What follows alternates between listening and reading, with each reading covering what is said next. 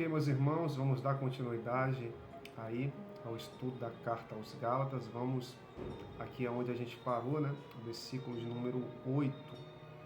Gálatas, capítulo 1, versículo de número 8. Então, o apóstolo Paulo, no versículo 6 e 7, ele chama a atenção dos Gálatas porque eles tão depressa passaram daquele que os havia chamado na graça de Jesus, né? Nós falamos que foi Deus o Pai que chamou, né? Na graça do seu Filho Jesus, né? E ele disse que eles estavam passando de um outro evangelho, né? De outra Bessorá, né? Como eu falei no vídeo anterior, que a palavra evangelho já existia desde o Antigo Testamento, né? Que é a boa nova, a boa notícia. E no versículo de número 8, Paulo diz: mas ainda que nós mesmos, ou ainda um anjo do céu, vos anuncie outro evangelho, além do que já vos tenho anunciado, ele diz: seja anátema, seja amaldiçoado. Bom, essa expressão, né, amaldiçoado, né, anátema, eu lembro aos irmãos que essa expressão existe bastante na Torá, né, bastante ali nos 5 primeiros livros da Bíblia. E lembrando aos irmãos que a expressão, né, maldição, né, ou amaldiçoado é algo, é uma punição do próprio Deus, né, por aqueles que desobedecem a sua palavra. Então, quando o apóstolo Paulo faz uso aqui da palavra maldição, não que o apóstolo Paulo está espraguejando alguém, ou xingando alguém, ou está cheio de raiva. Pelo contrário, o apóstolo Paulo estava incumbido, né, de levar a mensagem, de cuidar dos irmãos, e ele sabia que a mensagem que ele estava levando era verdadeiramente de Deus. Então, como administrador, né, e dispenseiro dos dons de Deus, o apóstolo Paulo usa a própria Bíblia, né, dizendo que aqueles que está anunciando um outro evangelho, como eu já falei no vídeo anterior, que não é outro, né, estão recebendo em si maldição. E Paulo, então, tem toda a autonomia, baseado na Torá, na lei, para dizer que essas pessoas estão debaixo de maldição, né? Não que ele esteja espraguejando, como eu falei.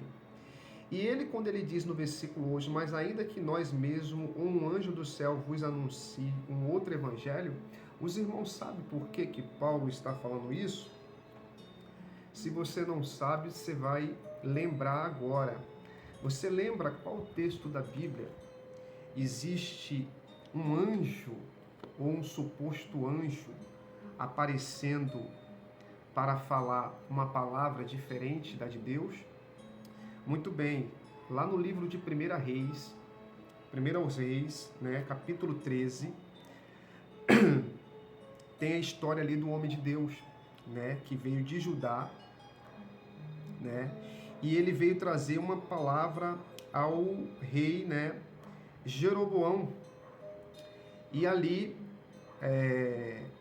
Jeroboão está oferecendo sacrifício ali, né, não era a função dele, e o profeta vem e grita contra o altar, e neste momento, Jeroboão estende a mão para o profeta, e a mão dele tem problema, né?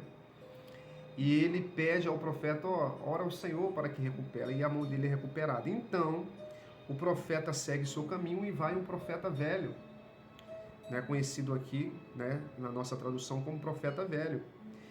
E o profeta velho vai ao encontrar o homem de Deus, e no versículo de número 14, diz assim: e foi após o homem de Deus, e achou-o assentado debaixo de um carvalho, e lhe disse: és tu o homem de Deus que veio de Judá? E ele disse: sou. Então lhe disse: vem comigo à minha casa e come pão. Porém ele disse: não posso voltar contigo, nem entrarei contigo, nem tampouco comerei pão, porque me foi mandado pela palavra do Senhor para não comer pão ali, como os irmãos já sabem, né? Nem beber água. E ele disse: também eu sou profeta, como tu, e um anjo me falou por ordem do Senhor. Então é daqui que o apóstolo Paulo tem a mesma conexão, né?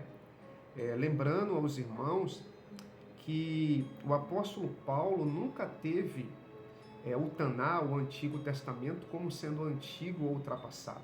Pelo contrário, era ali aonde está toda a base, né?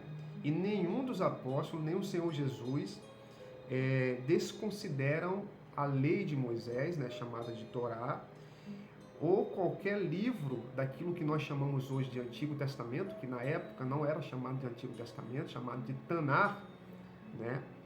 Então, Paulo aqui faz ponte com essa passagem, que ele diz: ainda que um anjo do céu apareça, né? Porque o anjo apareceu ali para aquele profeta do Senhor, né?